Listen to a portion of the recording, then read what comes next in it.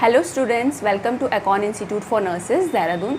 आई hope आपकी NORCET की preparation बहुत अच्छी चल रही होगी and for boosting up your NORCET preparation Akon Dehradun लेके आया है आपके लिए नॉसेट 7 MCQ सीरीज़। जो आज हम सब्जेक्ट देखने वाले हैं आपकी नॉसेट MCQ सीरीज़ में वो है फंडामेंटल ऑफ नर्सिंग का सब्जेक्ट। So let's start. तो यहाँ पे पहला क्वेश्चन दिया हुआ है, capnography is a measurement of. First option है bicarbonate concentration, next H ion concentration, C option है CO2 कंसंट्रेशन एंड डी है एनायन गैप। तो आपको बताना है कि जो कैप्नोग्राफी होती है वो किस मेज़रमेंट किसके लिए की जाती है, उसमें हम मेज़र क्या करते हैं। ठीक है, तो मैं आपको एक आइडिया दे देती हूँ। कैप्नो मतलब क्या होता है हमारा CO2। जो टर्म कैप्नो है वो रिप्रेजेंट करता है हमारा कार्बन डाइऑक्साइड को। ठीक है, एंड ग्राफी मतलब एग्जामिन करना। तो अब आपको 10 सेकंड्स दिए जा रहे हैं। यहाँ पे आप कमेंट में अपने सारे ऑप्शंस जो हैं, जो आपको सही लग रहा है ऑप्शन, वो कमेंट कीजिए।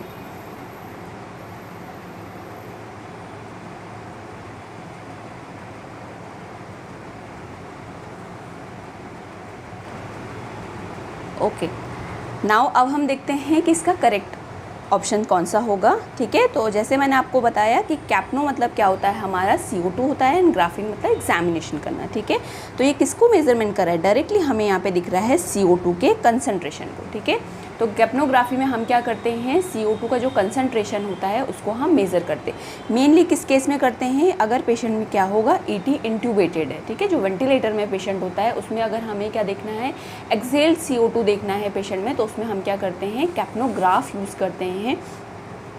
एंड जो प्रोसीजर होता है उसको हम क्या बोलते हैं, कैप्नोग्राफी बोलते हैं। Now next question is, the patient has voided only 50 to 100 ml of urine after the removal of the Foley's catheter. What is the priority nursing action? ठीक है, यहाँ पे बोल रहा है कि एक पेशेंट है जिसने वॉइड किया है कितना, 50 to 100 ml of urine 24 आ रही है। ठीक है, after the removal of the Foley's catheter, what is the priority nursing action? Foley's catheter remove करने के बाद पेशेंट ने 24 आवर में 15 से 100 ml तक ही यूरिन पास किया है। अब आपका पहला नर्सिंग प्रायोरिटी एक्शन क्या होना चाहिए इस पेशेंट के रिगार्डिंग?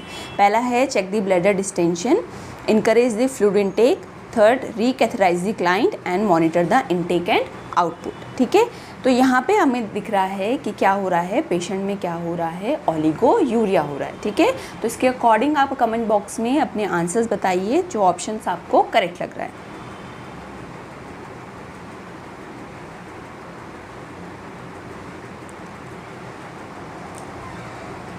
ओके, नाउ अब हम इसका देख लेते हैं इसका करेक्ट आंसर क्या होगा। अब हमें पता है यहाँ पे कौन सी कंडीशन अराइज हो रही है पेशेंट में, ओलिगो यूरिया हो रही है। ठीक है, ओलिगो यूरिया हम कब कहते हैं, जब less than 30 ml per hour हमारा क्या होता है, यूरिन आउटपुट होता है।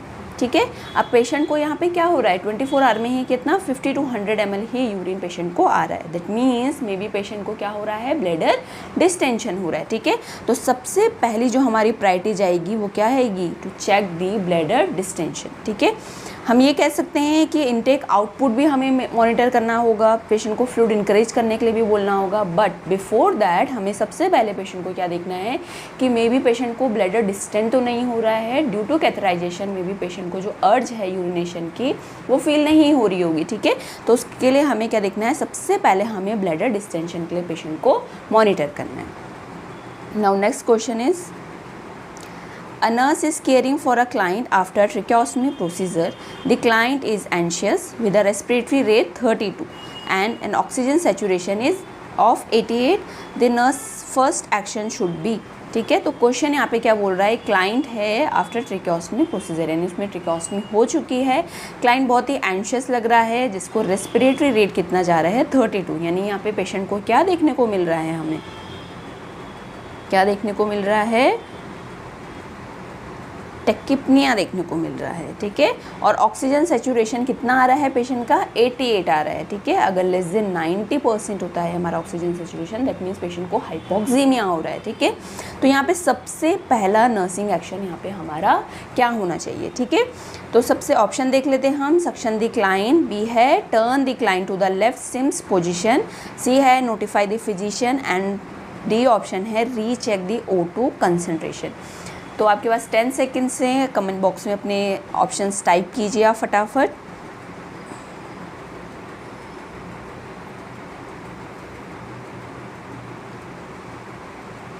ओके, नाउ अब हम इसका आंसर्स देखते हैं। अब हमें यहाँ पे कंडीशन मिल रही है कि पेशेंट को है ट्रेकियोस्टमी प्रोसीजर हुआ है, ट्रेकियोस्टमी हुई है, पेशेंट हमें एंशियस भी दिख रहा है और पेशेंट में हमें टेकिपनिया भी हो रहा है और ऑक्सीजन सैचुरेशन हमारा 90 से कम है, दैट मीन्स हाइपोक्सीमिया हो रहा है। तो क्या कारण हो सकता है कि पेशेंट में हमें ये सारे साइन एंड सिम्टम देखने को मिल रहे हैं? तो क्या हो सकता है, मे बी जो ट्रेकियोस्टमी ट्यूब है वो क्या हो गई है, ब्लॉक्ड हो गई है, ऑब्स्ट्रक्टेड हो गई है, और किसकी वजह से हो गई है, सेक्रेशंस की वजह से हो गई। ठीक है, तो हमारा जो प्रायोरिटी जाएगी वो क्या जाएगी, सक्शन डिक्लाइन। ठीक है, हमें पता है अगर पेशेंट में क्या हो गए, सेक्रेशन एक्यूमुलेट हो गए हैं, वो ट्यूब को ऑब्स्ट्रक्ट कर रहे हैं, तो पेशेंट में O2 सप्लाई नहीं हो पाएगी। ठीक है, तो उससे प्रिवेंट करने के लिए हमें पेशेंट को क्या करना पड़ेगा, सक्शन करना पड़ेगा। ठीक है, जब आप सक्शन कर देंगे फिर आप पेशेंट को O2 देंगे and then after that you have to check the O2 saturation of patient. लेकिन सबसे पहले हमारी प्रायोरिटी क्या जाएगी, हमें क्या करना है, पेशेंट को सक्शन करना है। ठीक है, now next question is The nurse is caring of a patient receiving blood transfusion. Which vital sign change should the nurse closely monitor for during the transfusion? ठीक है, यहाँ पे नर्स क्या कर रही है, एक पेशेंट की केयर कर रही है जो पेशेंट को रिसीव क्या हो रहा है, ब्लड ट्रांसफ्यूज़न। ठीक है, ये ध्यान रखना है कि यहाँ पे ब्लड ट्रांसफ्यूज़न हो रहा है, तो ऐसा कौन सा वाइटल साइंस में चेंजेस देखने को जो नर्स को क्लोजली मॉनिटर करना है। ठीक है, वाइटल साइंस में ऐसा कौन सा चेंज है जो नर्स को क्या करना है, बिल्कुल क्लोजली मॉनिटर करना है पेशेंट में वाइल दी ब्लड ट्रांसफ्यूजन। तो ऑप्शन देख लेते हैं। पहला है हमारा इंक्रीज टेम्परेचर, नेक्स्ट है हमारा डिक्रीज ब्लड प्रेशर, सी है हमारा इंक्रीज रेस्पिरेशन एंड डी है हमारा इंक्रीज हार्ट रेट। ठीक है, तो आप कमेंट में अपने ऑप्शंस बताइए जो आपको करेक्ट लग रहा है ऑप्शन।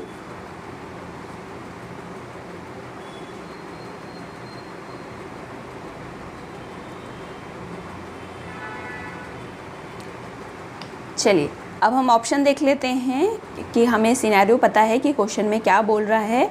तो हमें क्या होता है, जब भी पेशेंट का अगर हम कोई ब्लड ट्रांसफ्यूज़न चल रहा है तो सबसे जो क्रूशियल हमारा होता है वो क्या होता है, हमारा टेम्परेचर। ठीक है, if there is a increase temperature seen in patient, तो मे बी क्या हुआ है, पेशेंट को इन्फेक्शन हो गया है।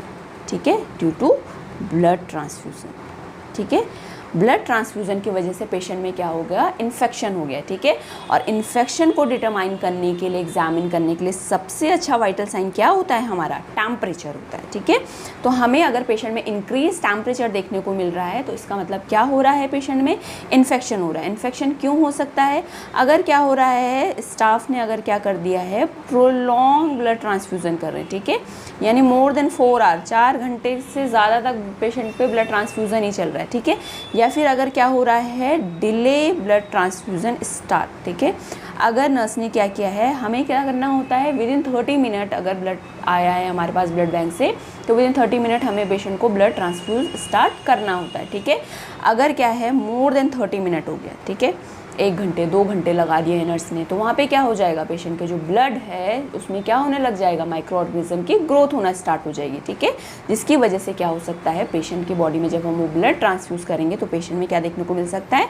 इन्फेक्शन देखने को मिल सकता है। ठीक है, और उसको आइडेंटिफाई करने के लिए हमें क्या देखने को मिलेगा, यहाँ पे increase temperature in the patient. ठीक है, जो अदर ऑप्शंस हैं वो आपको डिलेड में देखने को मिलेंगे, may be in case of the hypervolaemia आपको देखने को मिल सकता है। ठीक है, नाउ नेक्स्ट क्वेश्चन है हमारा, nasogastric tube was inserted to a client with bowel obstruction. What is the primary purpose expected by nurse for NG tube insertion. ठीक है, यहाँ पे हमें देखना है पेशेंट को, हमारे पास क्या है, NG ट्यूब लगा हुआ है। अब क्लाइंट में क्या हो रहा है, बाउल ऑब्स्ट्रक्शन हो रहा है। ठीक है, यानी इंटेस्टाइनल ऑब्स्ट्रक्शन हो रहा है, वो किसी भी वजह से हो सकता है, कोई फीकल मटीरियल है, फूड कॉन्स्टिपेटेड हो रहा है पेशेंट। ठीक है, या फिर गैसेस फॉर्मेशन हो रही है, तो उसमें क्या है, बाउल ऑब्स्ट्रक्शन हो रहा है।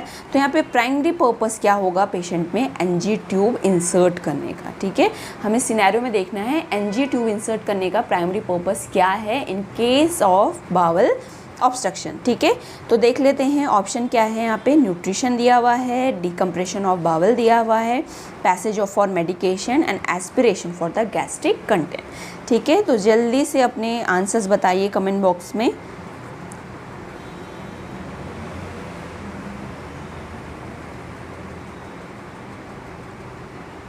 ओके, अब हम आंसर देख लेते हैं कि हमारे पास क्या है, बाउल ऑब्स्ट्रक्शन की कंडीशन है, ठीक है, और एनजी ट्यूब हमने पेशेंट को इंसर्ट किया हुआ है, तो उसका पर्पस क्या होगा, तो यहाँ पे हमें ऑप्शन दिख रहा है डीकम्प्रेशन ऑफ बाउल, ठीक है, यानी कि बाउल को डीकम्प्रेस करना, ठीक है, टू रिलीव। क्यों एनजी डाल रहे हैं हम, एनजी इंसर्ट कर रहे हैं ताकि जो भी क्या है, कोई अगर कोई सॉल्युबल पार्टिकल्स है वहाँ पे तो उसको हम एस्पिरेट आउट कर सकें, ठीक है, ताकि पेशेंट को क्या हो जाए, रिलीफ हो जाए, किससे, पेन से। पेन, बाउल ऑब्स्ट्रक्शन है तो पेन होगा पेशेंट को, ठीक है, वहाँ पे क्या होगा, पेशेंट को एब्डोमिनल प्रेशर इंक्रीज होगा, प्रेशर फील होगा, ठीक है, तो उस सब को क्या करना है, रिलीफ करने के लिए हम क्या दे रहे हैं, पेशेंट में हम एनजी ट्यूब इंसर्ट कर रहे हैं, ठीक है, क्योंकि बाउल ऑब्स्ट्रक्शन से क्या होगा, पेशेंट को पेन हो सकता है, वहाँ पे प्रेशर रिलीज हो सकता है, गैस फॉर्मेशन हो सकता है, ठीक है, तो इन सब से रिलीफ करने के लिए, विद पेन, प्रेशर और गैस से रिलीफ करने के लिए हम पेशेंट को क्या दे रहे हैं, एनजी ट्यूब इंसर्ट कर रहे हैं इन केस ऑफ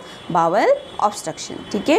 जो अदर ऑप्शन है, they are the indication of the NG tube, ठीक है, हम एनजी ट्यूब न्यूट्रिशन के लिए भी देते हैं, मेडिकेशन पर्पस के लिए भी देते हैं, और गैस्ट्रिक कंटेंट को एस्पिरेट आउट करने के लिए देते हैं, बट यहाँ पे हमारा क्या दे रखा है हमें सिनेरियो, बाउल ऑब्स्ट्रक्शन का, तो हमारा करेक्ट आंसर जो जाएगा वो जाएगा डीकम्प्रेशन ऑफ बाउल।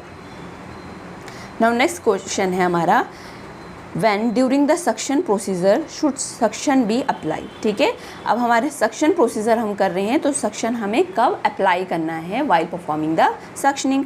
तो पहला ऑप्शन है only when withdrawing the suction catheter, जब हम suction catheter को withdraw कर रहे हैं यानी निकाल रहे हैं, only when inserting the suction catheter, जब हम suction catheter को insert कर रहे हैं, ठीक है। सी ऑप्शन है either during insertion or withdrawal depending on when the patient cough, ठीक है, ये पेशेंट होगा हमारा when the patient cough, ठीक है, और डी ऑप्शन है only if the patient coughs, ठीक है। तो जल्दी से कमेंट बॉक्स में अपने आंसर्स टाइप कीजिए आप।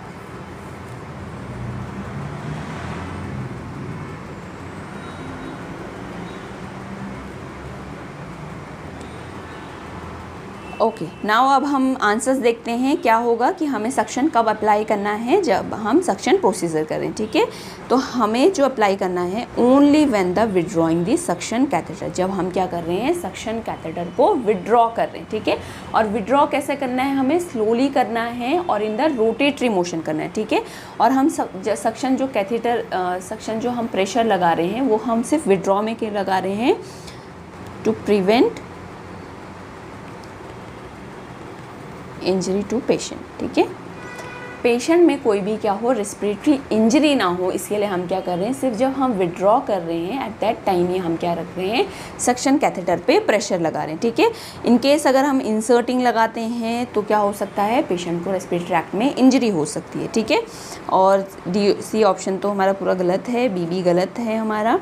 Only if the patient coughs, no not, जब पेशेंट सिर्फ कफ करेगा वो नहीं होगा, जब हमें कब करना है, जब क्या होगा, हम सक्शन कैथेटर को विड्रॉ कर रहे हैं यानी निकाल रहे हैं, उसी टाइम पे हमें क्या करना है, सक्शन प्रेशर अप्लाई करना है। चलिए नेक्स्ट क्वेश्चन देखते हैं। नेक्स्ट क्वेश्चन है हमारा, the nurse is caring for a client who is nauseated and in danger of aspiration, what action would the nurse take first, ठीक है। एक नर्स है जो पेशेंट, एक क्लाइंट है उसकी केयर कर रही है, वो क्या है, नॉजिएटेड हो रहा है, ठीक है, यानी वॉमिटिंग आने को हो रहा है पेशेंट को, और क्या है, डेंजर इन एस्पिरेशन, ठीक है। अब नॉजिया वॉमिटिंग हो रहा है तो मे बी रिस्क हो सकता है पेशेंट को कि वो एस्पिरेट कर ले गैस्ट्रिक कंटेंट को, ठीक है। तो यहाँ पे सबसे पहला एक्शन क्या होगा जब नर्स को ये पता चल रहा है कि पेशेंट नॉजिएटेड हो रहा है, तो ऑप्शन देख लेते हैं। ऑप्शन ए है administer and ordered antibiotic medication, antiemetic medication. Option B है obtain an ice bag and apply to the client's throat. C है turn the client's to the one side and D है notify the physician, ठीक है। अब हमें पता है जब भी पेशेंट को नॉजिया हो रहा है, एस्पिरेशन का रिस्क होता है, तो हम पेशेंट को क्या देते हैं, साइड लाइन पोजिशन देते हैं, ठीक है। एंड आई होप आपने कमेंट में भी यही आंसर किया होगा। तो हमें क्या देना है, जो ऑप्शन करेक्ट होगा हमारा, turn the client to the one side, ठीक है। हम क्लाइंट को क्या करेंगे, साइड लाइन पोजिशन देंगे या फिर वन साइड क्या करेंगे, पोजिशन देंगे to prevent the aspiration release, ठीक है, ताकि पेशेंट क्या कर ना करे, जो गैस्ट्रिक कंटेंट है उसको एस्पिरेट ना कर ले, ठीक है। तो इसलिए हमें हमेशा क्लाइंट को क्या करना है, वन साइड को टर्न करना है या फिर साइड लाइन पोजिशन देनी है, ठीक है। नेक्स्ट जो हमारी प्रायोरिटी रहेगी वो जाएगी नोटिफाई द फिजिशियन। हमें पेशेंट को नोटिफाई भी करना है कि पेशेंट को नॉजिएटेड हो रहा है, ताकि जो भी क्या है उसका हम मैनेजमेंट कर सकें। Next, now next question is which nursing action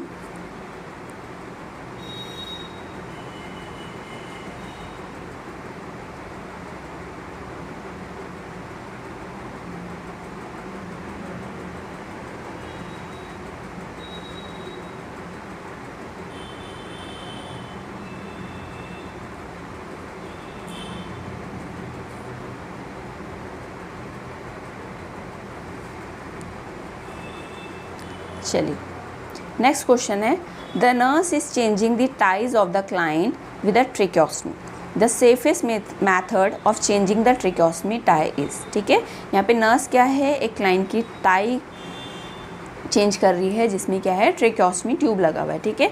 तो सेफेस्ट मेथड कौन सा होगा, चेंजिंग द ट्रेक्योस्टमी टाई, ठीक है। हमें पता है जब भी पेशेंट को ट्रेक्योस्टमी होती है तो हम क्या करते हैं, पेशेंट के नेक के अराउंड क्या करते हैं, टाई प्लेस करते हैं, ठीक है, टू फिक्स द ट्रेक्योस्टमी, ठीक है, ताकि वो क्या हो, डिसलॉज ना हो जाए, ठीक है। तो इसमें ऑप्शन देखते हैं हम कि क्या एक्शन होगा। First is apply the new tie before removing the old one. Next है have a helper present. C है hold the tracheostomy with the non dominant hand while removing the old tie. And D option है ask the doctor to suture the tracheostomy in place, ठीक है। तो जल्दी से आप अपने आंसर टाइप कीजिए।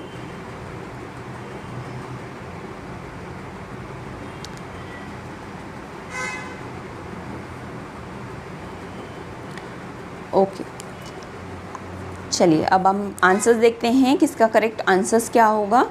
तो जो है, जब भी हमें ध्यान रखना है, जब भी हम पेशेंट को क्या कर रहे हैं, न्यू टाई अप्लाई कर रहे हैं, और जो टाई है वो हमें कितने वीक में चेंज करनी होती है ना, 1 वीक, ठीक है। एक हफ्ते में हमें नई टाई पेशेंट को अप्लाई करनी होती है, ठीक है। अब क्या है यहाँ पे दिया गया है ऑप्शन ए, हम देखें अगर क्या है, apply the new tie before the removing the old one. हमें जो न्यू टाई है पेशेंट में वो क्या करनी है, अप्लाई करनी है पहले, before removing the old one, ठीक है। पहले आपको न्यू टाई लगानी है पेशेंट को, फिर जो पुरानी टाई है उसको क्या करना है, रिमूव करना है, ठीक है। पहले वन साइड की आप टाई लगाएंगे पेशेंट को, न्यू वन वाली, फिर ओल्ड वन वाली, फिर बाद में रिमूव करेंगे। जब आपकी दोनों साइड की क्या हो जाए, टाई हम प्लेस कर देंगे, ठीक है, न्यू वन वाली। क्यों कर रहे हैं हम ऐसे, ताकि जो ट्यूब है हमारी ट्रेक्योस्टमी ट्यूब वो डिसलॉज ना हो जाए, ठीक है, वो पेशेंट से रिमूव ना हो जाए, ठीक है। तो इसीलिए हमें क्या करना है, पहले न्यू टाई को अप्लाई करना है और फिर हमें क्या करना है, पुराने टाई को रिमूव करना है। Okay, now next question is a patient in the emergency department has endotracheal tube in place and is on ventilator. His relatives come running to you and telling that the patient has pulled the tube out of his mouth. What should be your next step? ठीक है, question समझ लेते हैं। एक emergency department में क्या है, patient आया है, ठीक है, उसे क्या है, एंडोट्रेकियल ट्यूब लगा हुआ है, ठीक है, और पेशेंट किस में है, हमारा वेंटिलेटर में, ठीक है, यानी पेशेंट में भी रेस्पिरेटरी अरेस्ट है, रेस्पिरेटरी डिसऑर्डर है, ठीक है, अनकॉन्शियस पेशेंट है, तो उसमें हमें वेंटिलेटर में पेशेंट को प्लेस किया हुआ है। अब उसके क्या हो रहे हैं, रिलेटिव्स आपके पास भाग के आ रहे हैं और बोल रहे हैं कि पेशेंट ने क्या है, ट्यूब को निकाल दिया है आउट ऑफ हिज माउथ, अपने मुंह से बाहर निकाल दिया, ठीक है। तो आपका नेक्स्ट स्टेप क्या होगा यहाँ पे, ठीक है, क्वेश्चन समझ लिया है हमने। अब हम ऑप्शन देखते हैं। पहला क्या है, apply the face mask with high flow oxygen. D है हमारा sit the patient up and consider chest physiotherapy to get secretion out. C है re insert the tube immediately under sedation. D option है pull the tube out completely, bag and mask the patient and assess spontaneous breathing efforts, ठीक है। तो यहाँ पे जो हमारा option जाएगा, चलिए पहले आप कमेंट पे अपने ऑप्शंस टाइप कीजिए।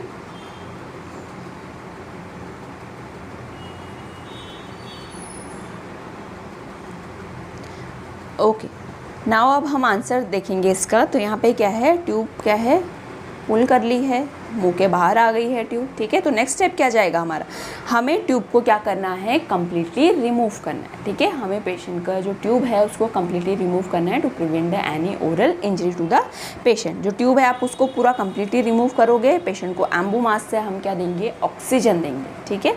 Oxygen bag and mask use करेंगे, दैट इज़ एम्बू बैग हम यूज़ करेंगे और असेस करेंगे spontaneous breathing efforts of the patient, ठीक है। तो हमें सबसे पहले अगर पेशेंट ने क्या है, अब हम यहाँ पे देख सकते हैं कि हमें रीइंसर्ट भी करना चाहिए, यस हम रीइंसर्ट भी करेंगे ट्यूब को, बट इसकी क्या कंडीशन है, firstly we have to assess vocal cord of patient, ठीक है।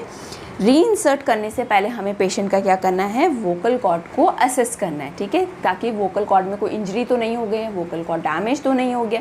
अगर वोकल कॉर्ड हमें हेल्दी लग रहा है, नॉन इंजर्ड लग रहा है, तो हम फिर क्या करेंगे, अगेन ट्यूब को रीइंसर्ट करेंगे, ठीक है। बट क्या है, ये नर्स करती है नहीं, ठीक है, ये डॉक्टर्स करते हैं, ठीक है। तो जब वोकल कॉर्ड अगर हमें दिख रहा है कि इंजर्ड नहीं है, हेल्दी है, देन हम रीइंसर्ट करेंगे। बट इन केस अगर क्या है, while pulling the tube patient ने क्या किया है, वोकल कॉर्ड डैमेज हो गया है, तो उस केस में हम ट्यूब को रीइंसर्ट नहीं करेंगे, उस केस में हम क्या देंगे, पेशेंट को ट्रेकियोस्टमी करेंगे, ठीक है। अब सिट द पेशेंट, अब द कंसिडर चेस्ट फिजियोथेरेपी, ये तो नहीं जाएगा क्योंकि ऑलरेडी हमें पता है पेशेंट वेंटिलेटर में है, तो चेस्ट फिजियोथेरेपी देने का कोई मतलब नहीं है, ठीक है। रेस्पिरेटरी एफर्ट्स नहीं है पेशेंट के। Apply face mask with the high flow oxygen, ये क्या करेगा, appropriate adequate oxygen supply patient को नहीं दे पाएगा, इसीलिए हमें क्या यूज़ करना है पेशेंट में, एम्बू बैग से हम पेशेंट को ऑक्सीजन सप्लाई देंगे, ठीक है। Now next question is, which nursing action is most appropriate immediately following the removal of nasogastric tube, ठीक है।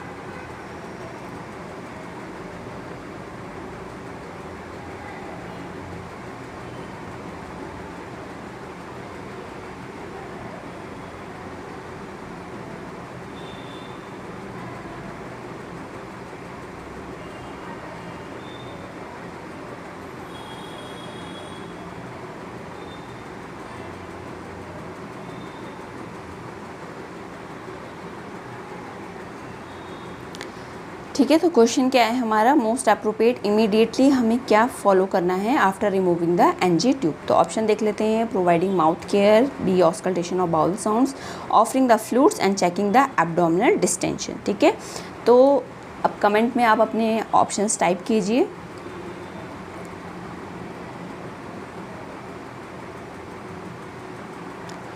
ओके, नाउ अब हम आंसर देख लेते हैं कि इमीडिएटली, ठीक है, यानी कि after just removal the NG tube हमें इमीडिएटली क्या करना है पेशेंट में। तो हम क्या करते हैं, प्रोवाइडिंग द माउथ केयर, ठीक है, क्योंकि as we know after the removal NG tube के रिमूव होने के बाद क्या करेगा पेशेंट, ओरली इनटेक करेगा, ठीक है। तो उसके लिए हमें क्या करना है, पेशेंट की प्रॉपरली माउथ केयर करनी है, ठीक है। तो हम क्या करेंगे, इमीडिएटली जब आप एनजी ट्यूब आपने रिमूव कर दिए पेशेंट से, तो आप क्या दोगे, पेशेंट को फिर माउथ केयर दोगे, ठीक है। एंड बिफोर हमें क्या करना होता है, क्या असेस करना होता है, बिफोर क्या करते हैं हम, अगर हमें एनजी ट्यूब रिमूव करनी है तो उससे पहले हमें क्या चेक करने होते हैं, पेशेंट में गैग रिफ्लक्स चेक करने होते हैं, ठीक है, ताकि पेशेंट जब भी ओरल इनटेक करे तो उससे एस्पिरेट ना हो, ठीक है। तो उससे पहले हमें गैग रिफ्लक्स चेक करने, और इमीडिएटली अगर आता है just after the NG tube removal, तो हमें क्या करना है, पेशेंट को ओरल केयर देनी है, ठीक है। आफ्टर दैट हम क्या देंगे, जब हमने ओरल केयर देती है तो उसके बाद हम क्या देंगे, पेशेंट को हमें फिर फ्लूइड्स देने हैं, ठीक है। स्मॉल क्वांटिटीज़ में हम क्या दे सकते हैं, पहले पेशेंट को क्लियर फ्लूइड्स देंगे, फिर लिक्विड डाइट में रखेंगे, फिर semi liquid and then solids हम पेशेंट में स्टार्ट कर सकते हैं, ठीक है। तो सबसे पहले हमें क्या करनी होती है, पेशेंट में माउथ केयर करनी होती है। Now next question is, prior to beginning the tracheal intubation, it is important first correctly position the patient, prepare the medical equipment and do which of the following additional action, ठीक है। तो यहाँ पे क्या है, बिगनिंग ऑफ ट्रेकियल इंट्यूबेशन कर रहे हैं, 80 ट्यूब इंट्यूबेट कर रहे हैं, तो इम्पॉर्टेंट क्या होता है, पेशेंट को पोजीशन देना इंपॉर्टेंट है, प्रिपेयर करना मेडिकल इक्विपमेंट्स, ठीक है, at the bed side of the patient. तो उसके अलावा, ठीक है, एडिशन क्या और एक्शंस क्या लेने हैं हमें, ठीक है। तो ये पूछ रहा है हमें क्वेश्चन में। तो ऑप्शन देख लेते हैं हमें, परफॉर्म सेलिक मैन्योर, बी है initiate rapid sequence induction, C initiate long term sedation and D है provide ventilation with the 100% oxygen, ठीक है। ईटी ट्यूब इंसर्ट करना है तो उसमें हमें क्या क्या फॉलो करना है। तो सबसे जो एक्शन होगा हमारा, सबसे अप्रोप्रिएट एक्शन होगा विद दीज एक्शन, ठीक है। इनके साथ साथ और कौन सा एक्शन हमें फॉलो करना है तो वो आप हमें कमेंट में अपने आंसर्स टाइप करके बताइए।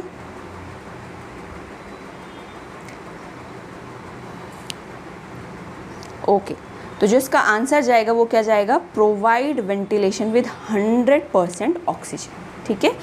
यहाँ पे क्या बोला हुआ है कि हमें क्या देना है, हम पेशेंट को इंट्यूबेट कर रहे हैं, पोजीशन दे ली, इक्विपमेंट्स अरेंज कर लिए पेशेंट के बेड साइड, ठीक है। फिर नेक्स्ट हमें क्या देखना है, करना है, एक्शन करना है। तो हमें क्या देना है, ईटी ट्यूब पेशेंट को इंट्यूबेट कर रहे हैं, यानी पेशेंट को क्या है, कोई भी रेस्पिरेटरी डिसऑर्डर है, रेस्पिरेटरी अरेस्ट भी हो सकता है पेशेंट को, यानी वो खुद से ब्रीदिंग नहीं कर पा रहा है, ठीक है। तो इसलिए हमें क्या करना है, बिफोर इंट्यूबेशन हमें क्या देना है, पेशेंट को जो सेचुरेशन है उसे क्या रखना है, 100% रखना है, ठीक है, ताकि पेशेंट में while performing the ET intubation patient में हाइपोक्सीमिया ना हो जाए, ठीक है। तो इसलिए क्या देना है, पूरा वेंटिलेशन देना है 100% ऑक्सीजन का, ठीक है। अदर ऑप्शन में देख लेते हैं कि क्या है, सेलिक मैन्योर करना है, ये ओल्ड टेक्निक है, ठीक है, ओल्ड टेक्निक है ये। इसमें हम क्या करते थे, क्रिकॉइड कार्टिलेज में हम क्या दे रहे हैं, डायरेक्टली प्रेशर दे रहे हैं, ठीक है। क्रिकॉइड कार्टिलेज में हम क्या दे रहे हैं, डायरेक्टली प्रेशर दे रहे हैं टू प्रिवेंट द एस्पिरेशन, ठीक है, ठीक है।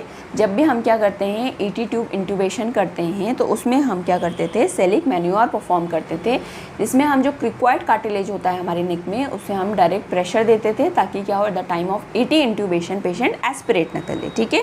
Initiate the rapid sequence induction, जो RSI होता है, ठीक है, वो क्या होता है हमारा, to safely and secure the airway, ठीक है,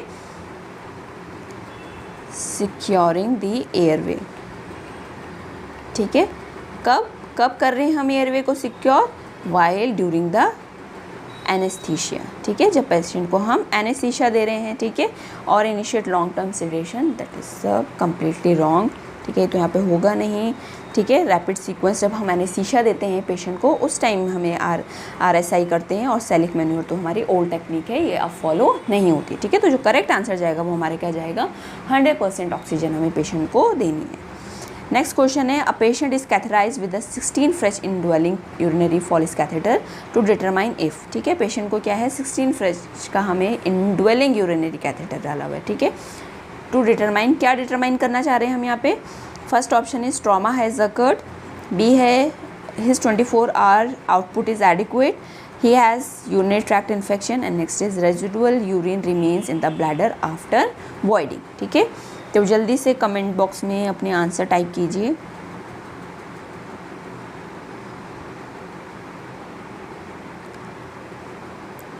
ओके, तो एज वी नो कि हम क्या कर रहे हैं, पेशेंट में इनड्वेलिंग यूरिनरी फॉलिस कैथेटर डाल रहे हैं, ठीक है। तो जो मेन पर्पस होता है इसका क्या होता है, यूरिन आउटपुट को मेज़र करना, ठीक है। तो जो ऑप्शन आंसर जाएगा वो हमारा क्या जाएगा, his 24 hour output is adequate, हमें मेज़र करना है पेशेंट का जो 24 यूरिन आउटपुट है वो एडिक्वेट है या नहीं है, ठीक है। और मैं कितना होता है हमारा urine output in the 24 hour, that is about 1500 to 2000 ml in 24 hour, ठीक है। ये क्या है आपका एडिक्वेट यूरिन आउटपुट है, ठीक है। अदर देख लेते हैं, यूरिनरी ट्रैक्ट इन्फेक्शन के लिए तो हमें ब्लड कल्चर करवाना पड़ेगा, ठीक है। ट्रॉमा अगर हुआ है पेशेंट के लिए, उसके लिए भी हम क्या करेंगे, पेशेंट में कल्चर कर, अगर पेशेंट में ट्रॉमा हुआ है तो उसको हम चेक कैसे कर सकते हैं, फिजिकल एग्जामिनेशन करेंगे हम। रेजिडुअल यूरिन चेक करना है तो उसके लिए हम क्या करेंगे, K19 कैथेटर जो होता है हमारा सिंगल ल्यूमेन, उसको यूज़ कर सकते हैं, या फिर जो हमारा क्या होता है, रेड रबर कैथेटर होता है, ठीक है, उसको हम यूज़ कर सकते हैं। तो आंसर क्या जाएगा हमारा, 24 यूरिन आउटपुट को हमें चेक करना है, तो उसके लिए हम पेशेंट में फॉलिस कैथेटर को इंसर्ट करेंगे। नाउ नेक्स्ट क्वेश्चन है आपका, which of the following is a sign और symptom of the haemolytic reaction of the blood transfusion. Option A haemoglobinuria, B chest pain, C is urticaria, D is the distended neck veins, ठीक है। तो जो sign और symptom जाएगा हमारा क्या हो रहा है, हीमोलाइटिक रिएक्शन हो रहा है यहाँ पे पेशेंट को, किससे? ब्लड ट्रांसफ्यूजन से। तो जल्दी से आप बताइए कि इसमें कौन सा साइन एंड सिम्टम देखने को मिलेगा इन case of the hemolytic reaction.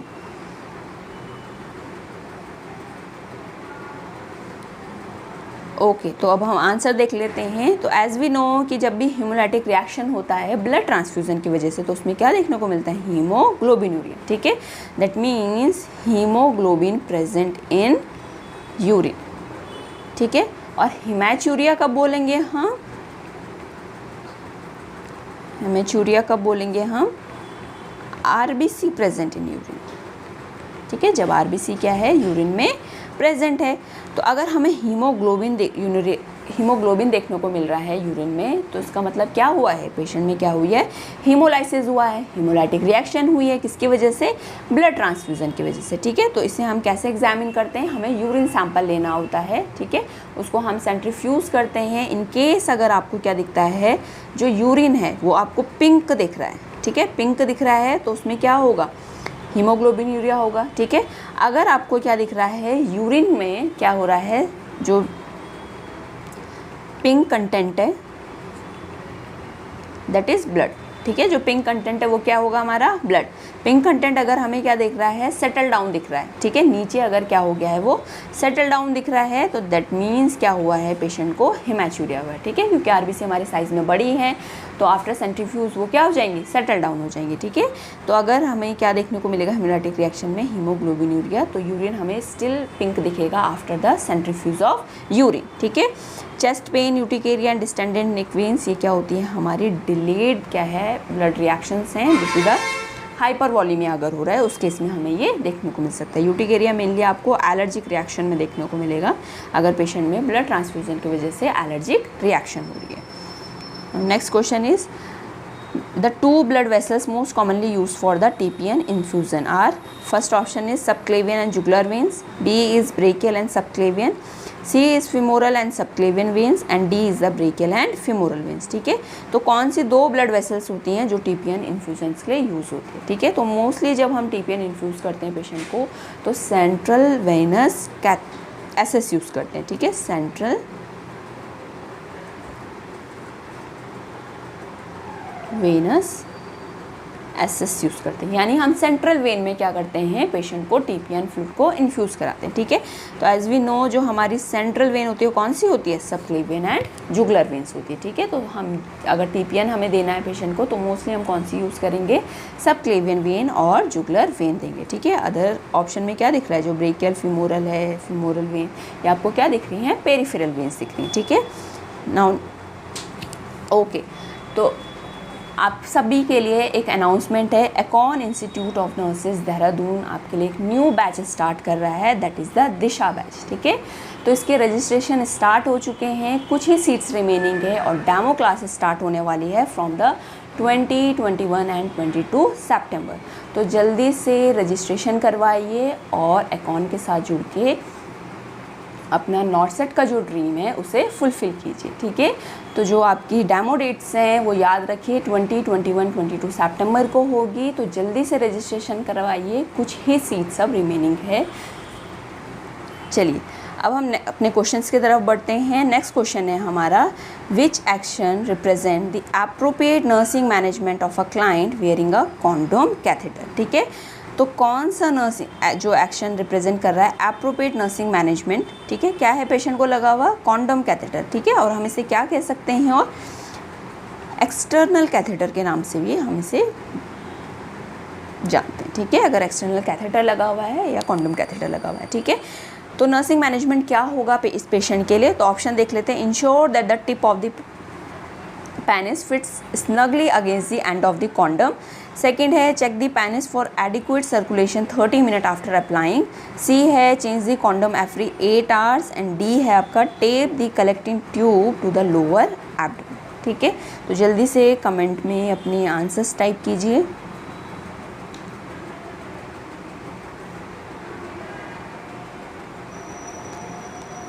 Okay, तो जो आंसर हमारा जाएगा वो कौन सा जाएगा? बी। ठीक है, हमें ये हमेशा याद रखना है आपको, अगर आप कोई एक्सटर्नल कैथेटर पेशेंट में लगा रहे हैं या फिर कॉन्डम कैथेटर लगा रहे हैं, ठीक है, तो उसे चेंज कब करना होता है, चेंज कब करना होता है, आफ्टर 24 आवर, ठीक है, चेंज कब करते हैं हम, 24 घंटे के बाद करते हैं। एंड फॉर द सर्कुलेशन, ठीक है, क्योंकि इलास्टिक है तो पेशेंट का सर्कुलेशन वहाँ पे इनएप्रोप्रिएट हो सकता है, इनएडिक्वेट हो सकता है, ठीक है, तो सर्कुलेशन चेक करने के लिए हम क्या करेंगे, हर 30 मिनट में हमें क्या देखना है, पेशेंट में चेक करना है कि पेशेंट में एप्रोप्रिएट सर्कुलेशन हो रहा है या नहीं हो रहा है, ठीक है। तो जिसका आंसर जाएगा वो क्या जाएगा, option B, that is check the penis for the adequate circulation 30 minute after the applying. Okay, now next question है हमारा, find out the incorrect statement regarding the colostomy irrigation. आपको इनकरेक्ट बताना है, ठीक है, क्वेश्चन को ध्यान से देखना है कि यहाँ पे इनकरेक्ट स्टेटमेंट पूछ रहा है कोलोस्टमी इरिगेशन के लिए। तो ऑप्शन है it is a clean procedure, B है NS and water can be use to irrigate the stoma, C है हमारा as the fluid moves in cramps can happen, D option है irrigation is recommended for the patient with a stomal prolapse, ठीक है। तो जो हमारा option देख लिए हैं आपने, चलिए कमेंट में अपने अपने आंसर्स टाइप कीजिए आप।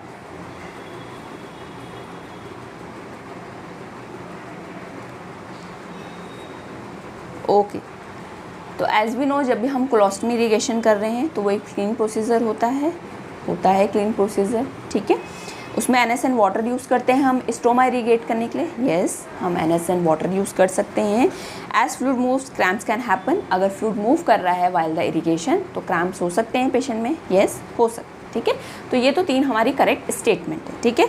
बट ऑप्शन क्या दिया है यहाँ पे हमें, irrigation is recommended for the patient with stomal prolapse, ठीक है। अगर क्या हुआ है, स्टोमा प्रोलैप्स हो गया है, स्टोमा इंटेस्टाइन जो क्या है हमारी वो स्टोमा से बाहर आ गई, तो उस केस में भी क्या हमें कोलोस्टमी इरिगेशन करना है, नो, ठीक है। उस केस में हम क्या करते हैं, कोलोस्टमी इरिगेशन नहीं करते, अवॉइड करना होता है, ठीक है। तो इसका जो करेक्ट आंसर जाएगा वो क्या जाएगा, वाइल द स्टोमल प्रोलैप्स हमें क्या है, पेशेंट को इरिगेशन करना है, नहीं करना है, ठीक है। तो यहाँ पे हमें इनकरेक्ट स्टेटमेंट बतानी है तो उसके लिए आंसर डी जाएगा। नाउ नेक्स्ट क्वेश्चन है हमारा, the nurse is preparing to irrigate a client sigmoid colostomy, the nurse would plan for which intervention to perform this procedure, ठीक है। एक नर्स है जो प्रिपेयर कर रही है किसके लिए, इरिगेट कर रही है क्लाइंट की सिग्मोइड कोलोस्टमी को, ठीक है। सिग्मोइड में हमने कोलोस्टमी बनाई है, ओपनिंग बनाई है, तो nurse would plan which intervention perform this procedure, ठीक है। कौन सा इंटरवेंशन नर्स करेगी वाइल परफॉर्मिंग दी प्रोसीजर, ठीक है। ऑप्शन देख लेते हैं, instilling 500 to 1000 ml of lukewarm tap water through stoma, B है advising the client to hold the breath if cramping occurs during the installation of the solution, C है hanging the irrigation solution so that the bottom of the bag is 18 inches above the client torso, D है inserting the irrigation tube with a small amount of force and a twisting motion into the stoma and unclamping the tubing to allow the solution to flow into the stoma, ठीक है। तो जल्दी से अपने answers type कीजिए आप।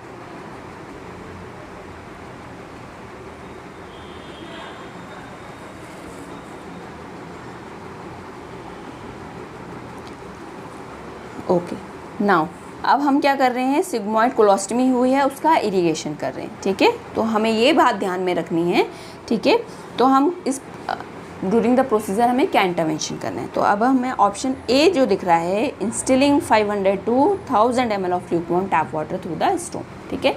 हमें किससे इरिगेट करना है, 500 से 1000 ml तक के ल्यूकवार्म टैप वाटर से। हमने प्रीवियस क्वेश्चन में भी देखा था कि हम NS एंड वाटर से क्या कर सकते हैं, कोलोस्टमी या स्टोमा को इरिगेट कर सकते हैं, ठीक है। तो जिसका ऑप्शन ए जाएगा वो क्या होगा, करेक्ट होगा, ठीक है। अदर क्या है कि क्लाइंट को होल्ड करने के लिए बोलते हैं ब्रेथ को, नो, हमें प्रोसीजर को होल्ड करना होता है, ठीक है। जब क्रैम्पिंग सबसाइड हो जाएंगे पेशेंट के तब हमें फिर कंटिन्यू करना है, ठीक है। तो ये नहीं जाएगा। 18 इंच अबव द टॉर्सो हम रखेंगे, ये क्या हो जाएगा, ज़्यादा हाइट हो जाएगी, ठीक है। तो ये तो इनकरेक्ट हो जाएगा।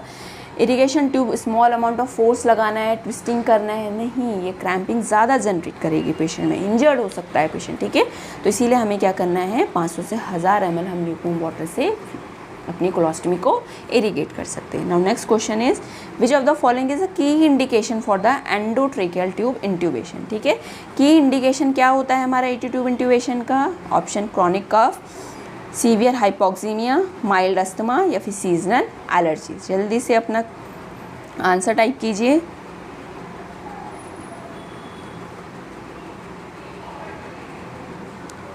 ओके, तो अगर हम ईटी ट्यूब इंट्यूबेट कर रहे हैं तो क्या इंडिकेशन होगा? पेशेंट में ऑक्सीजन सप्लाई नहीं हो रही होगी, पेशेंट का रेस्पिरेटरी कोई डिसऑर्डर होगा, कार्डियक का कोई पेशेंट अनकॉन्शियस होगा, उस केस में ही तो हम ईटी ट्यूब इंट्यूबेट करेंगे। ठीक है, तो यहाँ पे हमें सिंपल सा दिख रहा है आंसर कि सीवियर हाइपोक्सीमिया। ठीक है, अगर पेशेंट को क्या हो रहा है? Decrease O2 in blood. ठीक है, O2 क्या हो रहा है? ब्लड में कम हो रहा है, तो उस केस में हम क्या देंगे? पेशेंट को ईटी ट्यूब इंसर्ट करेंगे जिससे हम पेशेंट को O2 सप्लाई कर सकें। ठीक है, now next question is which of the following is a common indication for the blood transfusion. Common indication क्या होती है ब्लड ट्रांसफ्यूजन के लिए? First is the hypertension, B anaemia, C is hyperglycaemia and D is hypothermia. तो बताइए आप सब क्या होती है कॉमन इंडिकेशन ब्लड ट्रांसफ्यूजन की?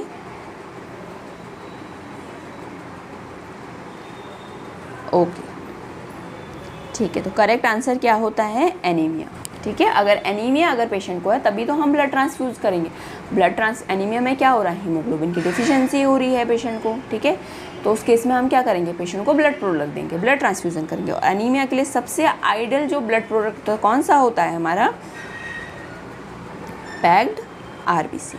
ठीक है, इन केस अगर पेशेंट को एनीमिया है तो उस केस में हम क्या देंगे? पेशेंट को पैक्ड आरबीसी देंगे। ठीक है, next question is which is the most critical step before administering a blood transfusion। ठीक है, ब्लड ट्रांसफ्यूज़न करने से पहले, स्टार्ट करने से पहले सबसे क्रिटिकल स्टेप क्या होता है हमारा?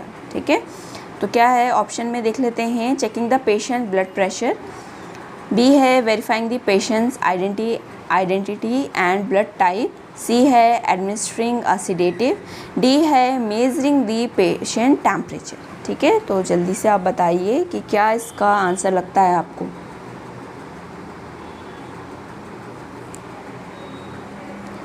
ओके, ठीक है, तो हमें यहाँ पे क्या पूछा हुआ है? क्रिटिकल स्टेप पूछा हुआ है, किससे पहले? ब्लड ट्रांसफ्यूजन स्टार्ट करने से पहले। तो सबसे जो क्रिटिकल एंड मोस्ट इम्पॉर्टेंट होता है वो क्या होता है? पेशेंट की आइडेंटिटी को वेरीफाई करना। ठीक है, ताकि जो पेशेंट आपको ब्लड ट्रांसफ्यूज़न जिसमें करना है आप उसी में ब्लड ट्रांसफ्यूज़ करो। ठीक है, और ब्लड टाइप जो भी क्या है, हमें पेशेंट का डॉक्टर ने ब्लड टाइप लिख के दिया है और जो बैग का ब्लड टाइप है वो आपको मैच करना है। ठीक है, कि जो सेम पेशेंट को जो ब्लड ग्रुप टाइप ऑर्डर था और जो ब्लड ग्रुप टाइप आपको रिसीव हुआ है वो सेम है या नहीं है। ठीक है, तो उसके लिए सबसे पहले आपको क्या करना है? चेक करना है। क्यों? To prevent the any complication of blood transfusion. ठीक है, तो उसके लिए सबसे जो क्रूशियल और इम्पॉर्टेंट है वो यही है कि हमें पेशेंट की आइडेंटिटी चेक करनी है कि जिस पेशेंट पे हमें देना है ब्लड ट्रांसफ्यूज़न उसका नेम, UHID नंबर वही है और जो ब्लड टाइप हमने ऑर्डर किया है और जो रिसीव किया है वो क्या है? सेम है। Okay, now next question is which of the following is the potential complication of blood transfusion. ठीक है, पोटेंशियल कॉम्प्लिकेशन कौन सी हो सकती है ब्लड ट्रांसफ्यूजन की? Hypertension, next transfusion reaction, hyperglycaemia and hypothermia. तो बताइए आप कौन सी हो सकती है? ओके, तो आंसर क्या जाता है हमारा? Transfusion reaction. ठीक है, मोस्ट कॉमन होती है हमारी। ठीक है, कॉम्प्लिकेशन देखने को मिलती है हमें ब्लड ट्रांसफ्यूज़न जब हम कर रहे हैं पेशेंट का, उसमें क्या देखने को मिलती है? Transfusion reaction. ठीक है, now next is what is the recommended gauge size for an IV needle use in the blood transfusion. ठीक है, जो आप क्या कर रहे हैं IV कैनुला यूज़ कर रहे हैं उसका नीडल का साइज़ अप्रोप्रिएट क्या होगा या रिकमेंडेड कौन सा होता है ब्लड ट्रांसफ्यूज़न के लिए? ठीक है, 22 गेज का होता है, 20, 18 या फिर 24 गेज का होता है। ठीक है, सो आई होप कि आंसर्स क्वेश्चन सब बहुत इजी है तो सबको ही पता होगा। ठीक है, तो इसका जो ऑप्शन सी, ठीक है, 18 गेज का हम कैनुला मेनली यूज़ करते हैं और उसका जो कलर होता है वो कौन सा होता है? ग्रीन। ठीक है, जो ग्रीन कलर का कैनुला हमें देखने को मिलता है 18 गेज का होता है, वो मोस्ट वाइडली हम यूज़ करते हैं for the blood transfusion. Now next question is how often should vital sign be monitored during a blood transfusion। ठीक है, क्वेश्चन क्या पूछ रहा है? ड्यूरिंग द ब्लड ट्रांसफ्यूजन आपको कितने टाइम ड्यूरेशन में क्या करने हैं? पेशेंट के वाइटल साइन चेक करने। ठीक है, ऑप्शन देख लेते हैं, इधर 15 minutes, in every 30 minutes, in every 45 minutes और इन एवरी 60 मिनट। तो अपना आंसर बताइए आप। ओके, तो करेक्ट आंसर क्या जाएगा हमारा, इन एवरी 15 मिनट। ठीक है, to prevent the risk of any complication. ठीक है, उसके लिए हमें क्या करना है, कोई भी ब्लड ट्रांसफ्यूज़न से कॉम्प्लिकेशन ना हो, उसको अर्ली आइडेंटिफिकेशन के लिए हमें क्या करना है, हर 15 मिनट में या हर 15 मिनट्स में हमें क्या करना है, पेशेंट का जो वाइटल साइन है उसको चेक करना है। ठीक है, now next question is what is the maximum duration for which a unit of blood can be transfuse. ठीक है, मैक्सिमम ड्यूरेशन यानी टाइम पूछ रहा है आपको कि जो एक ब्लड प्रोडक्ट है आपका, ठीक है, जो ब्लड ट्रांसफ्यूज़ हम पेशेंट को कर रहे हैं तो उसका जो मैक्सिमम टाइम ड्यूरेशन होता है वो कितना होता है। ऑप्शन है 2 आवर्स, बी है 4 आवर्स, सी है 6 आवर्स, डी है 8 आवर्स। तो ऑप्शन बताइए आप कि कौन सा करेक्ट होगा। ओके, तो ऑप्शन बी, ठीक है, दैट इज़ 4 आवर्स। ठीक है, तो जो मैक्सिमम ड्यूरेशन कितना होता है हमारा, जो लेके चलते हैं हम duration of the blood transfusion, that is 2 to 4 hour. ठीक है, मिनिमम आपका कितना होता है, 2 आवर होता है और मैक्सिमम कितना होता है, 4 आवर होता है। ठीक है, अगर मोर देन 4 आवर आप कर रहे हो, ठीक है, या फिर डिलेड ब्लड ट्रांसफ्यूजन कर रहे हो, तो क्या हो सकता है, पेशेंट को माइक्रो ऑर्गेनिज्म ग्रोथ कर सकता है उसमें। तो क्या देखने को मिल सकता है हमें, पेशेंट में इन्फेक्शन देखने को मिलता है। ठीक है, तो जो ब्लड हमें ट्रांसफ्यूज़ करना है वो विद इन 2 to 4 आवर ही हमें पेशेंट को ट्रांसफ्यूज़ करना है। नाउ नेक्स्ट क्वेश्चन है which of the following is a sign of transfusion reaction. ठीक है, अब आपको साइन बताना है यहाँ पे ट्रांसफ्यूजन रिएक्शन का क्या होगा। ठीक है, जब आप ब्लड ट्रांसफ्यूज कर रहे हो तो उसमें साइन कौन सा देखने को मिलेगा आपको कि पेशेंट में हमें पता चल सके कि यहाँ पे ट्रांसफ्यूजन रिएक्शन हो रहा है। तो ऑप्शन ए है इंक्रीजिंग एपेटाइट, यानी कि पेशेंट की भूख बढ़ रही है। ठीक है, नेक्स्ट है रैश एंड इचिंग। ठीक है, रैशेज हो रहे हैं, खुजली हो रही है पेशेंट को, हाइपरग्लाइसीमिया नेक्स्ट है, और फिर नेक्स्ट क्या है, हाइपोथर्मिया। तो जल्दी से अपना आंसर टाइप कीजिए आप। ओके, तो जो आंसर है वो क्या जाएगा, रैश और इचिंग। ठीक है, ट्रांसफ्यूजन रिएक्शन हो सकती है, ये क्या देखने को मिलेगी, एलर्जी का अगर रिएक्शन हो रही है। ठीक है, एलर्जिक रिएक्शन हो रही है due to the blood transfusion, उसमें हमें क्या देखने को मिलता है, मेनली पेशेंट में रैश या फिर इचिंग देखने को मिलता है। Now next question is what is the appropriate action if a transfuse reaction is suspected. ठीक है, अगर क्या है, आपको किसी पेशेंट में ब्लड ट्रांसफ्यूजन चल रहा है और उसमें ट्रांसफ्यूजन रिएक्शन आपको पता चल रही है। ठीक है, आपने वाइटल साइंस ली है पेशेंट के, आप एग्जामिनेशन कर रहे हो और आपको लग रहा है कि वहाँ पर ट्रांसफ्यूजन रिएक्शन हो गई है पेशेंट को, तो सबसे एप्रोप्रिएट एक्शन क्या होगा आपका। ठीक है, option A increase the transfusion rate, B stop the transfusion immediately, C administer a sedative and D continue the transfusion and monitor closely। तो आप अपने आंसर्स टाइप कीजिए फटाफट।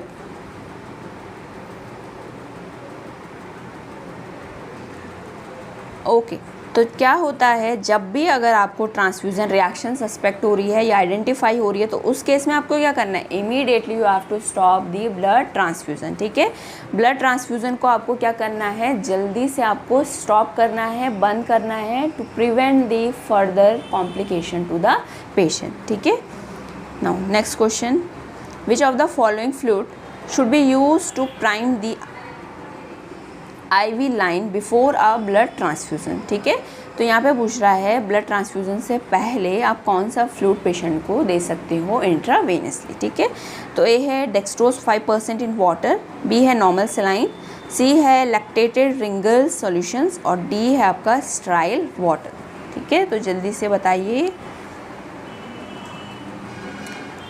ओके, तो ऑप्शन बी, ठीक है, नॉर्मल सेलाइन। ठीक है, नॉर्मल सेलाइन क्यों देते हैं, आइसोटोनिक है। ठीक है, और जो टोनिसिटी होती है इस फ्लूइड की वो क्या होती है, समहाउ सिमिलर होती है हमारे किसके, ब्लड के। ठीक है, तो अगर हम पेशेंट को ब्लड ट्रांसफ्यूजन चल रहा है तो उससे पहले एट दैट टाइम हम क्या दे सकते हैं, पेशेंट को नॉर्मल सेलाइन पेशेंट को एडमिनिस्टर कर सकते हैं। ठीक है, now next what is the recommended compression to ventilation ratio for adult CPR। ठीक है, अगर हम क्या कर रहे हैं, एडल्ट, यहाँ पे ध्यान रखना है, एडल्ट CPR पूछा गया है आपसे, एडल्ट CPR में जो कंप्रेशन और वेंटिलेशन का रेशो होता है वो कितना होता है। तो ऑप्शन दिए हैं 15:2, 13:2, 30:2, 20:2 एंड 25:2। तो अपना आंसर टाइप कीजिए आप।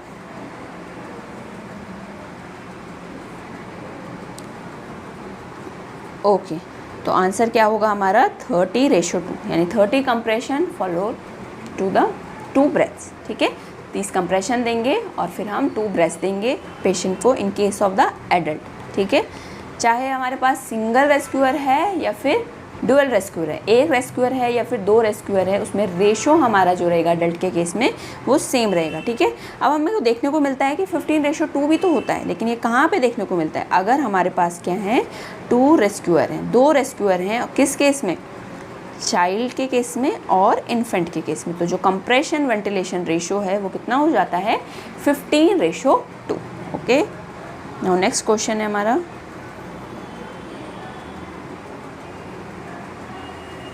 ओके तो फर्दर हम आपको याद दिला देते हैं कि एकॉन देहरादून आपके लिए लेके आया है न्यू बैच, दिशा बैच, ठीक है, जो स्टार्ट हो रहा है आपका, और डेमो क्लासेस होंगी उसकी 20, 21 एंड 22 सितंबर, ठीक है।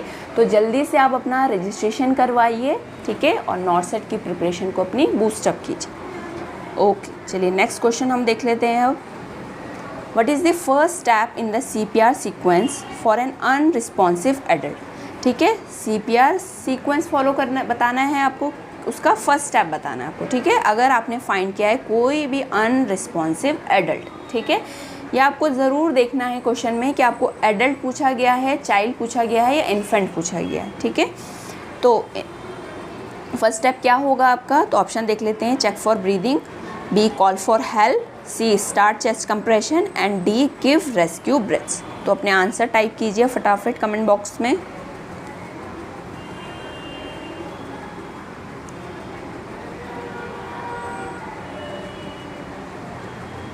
ओके, तो फर्स्ट स्टेप क्या होता है, जब भी अगर हमें कोई पेशेंट मिला, ठीक है, हमने उसका रिस्पॉन्स चेक किया, अब हमें पेशेंट लग रहा है कि वो क्या है अनरिस्पॉन्सिव हो रहा है, then what the further step, next step क्या होगा हमारा? कॉल फॉर हेल्प, ठीक है, क्योंकि हमें लग रहा है कि पेशेंट यहाँ पे क्रिटिकल है क्योंकि वो अनरिस्पॉन्सिव है।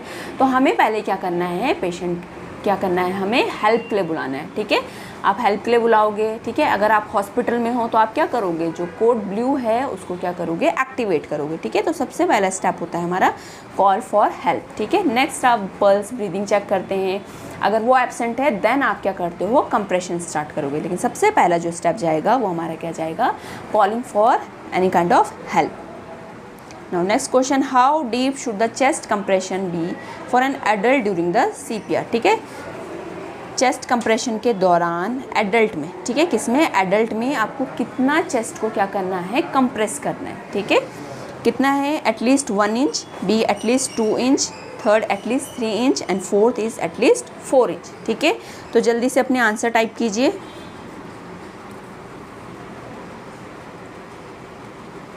ओके, तो जो आंसर है वो क्या है करेक्ट, एटलीस्ट 2 इंच, ठीक है। 2 इंच यानी कि कितना, 5 सेंटीमीटर हम कह सकते हैं। 2 इंच तक आपको क्या करना है, डेप्थ देनी है, जो भी आप क्या कर रहे हो, कंप्रेशन कर रहे हो, ठीक है। और इन case of the child and infant, अगर हमारे पास क्या है चाइल्ड और इन्फेंट है, तो उस केस में हम कितना करते हैं, 1.5 इंच, ठीक है, जो लगभग हमारा 3.8 सेंटीमीटर आता है। अराउंड 4 सेंटीमीटर हम अप्रॉक्स ले जा सकते हैं, ठीक है। तो कितना करना है, एडल्ट में हमें 2 इंच तक करना है, दैट इज़ 5 सेंटीमीटर, और चाइल्ड और इन्फेंट में हमें कितना करना है, 1.5 inch, that is around 4 centimetre. Now next question है, what is the recommended rate of chest compression during the CPR? ठीक है, जो रेट है आपका चेस्ट कंप्रेशन का वो कितना होना चाहिए while you performing the CPR? तो ऑप्शन देख लेते हैं, 60 to 80 कंप्रेशन पर मिनट, नेक्स्ट है 80 to 100 कंप्रेशन पर मिनट, सी है 100 to 120 कंप्रेशन पर मिनट, और डी है 120 to 40 कंप्रेशन पर मिनट। तो जल्दी से अपना आंसर टाइप कीजिए कमेंट बॉक्स में।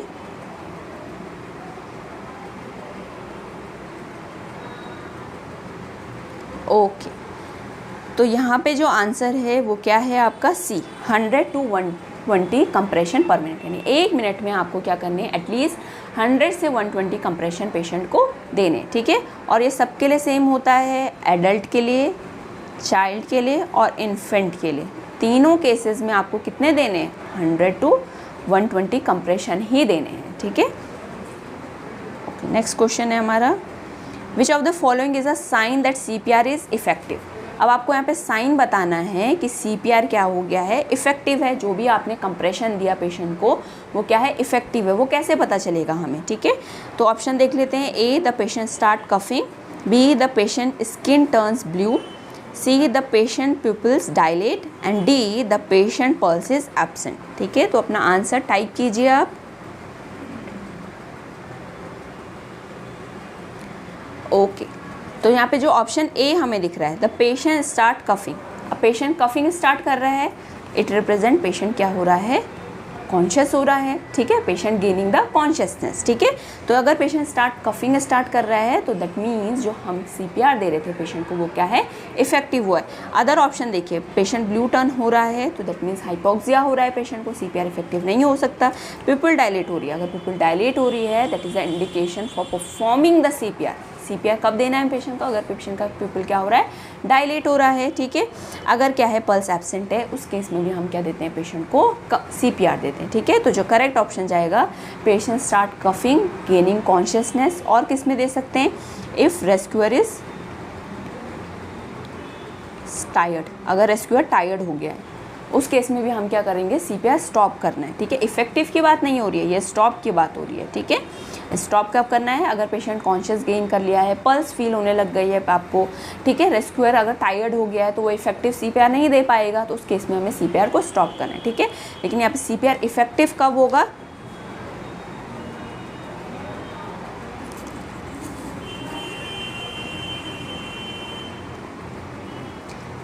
तो नेक्स्ट ओके, तो जो हमारा CPR है वो इफेक्टिव कब होगा, अगर पेशेंट कॉन्शियस गेन कर रहा है, कफिंग स्टार्ट हो गई है, पल्स फील होने लग गई है। ठीक है, तो इस केस में हमें क्या दिखेगा कि जो हम CPR कर रहे हैं वो पेशेंट में इफ़ेक्टिवली हो रहा है। ठीक है, ओके, तो अभी क्या है, हमारे पास बहुत सारे MCQs हैं from the fundamental of nursing subject से। ठीक है, तो जो फर्दर क्वेश्चंस हैं वो हम अपनी नेक्स्ट क्लास में कंटिन्यू करेंगे। टिल देन आप अपनी नॉसेट की प्रिपरेशन कंटिन्यू करिए। Thank you so much.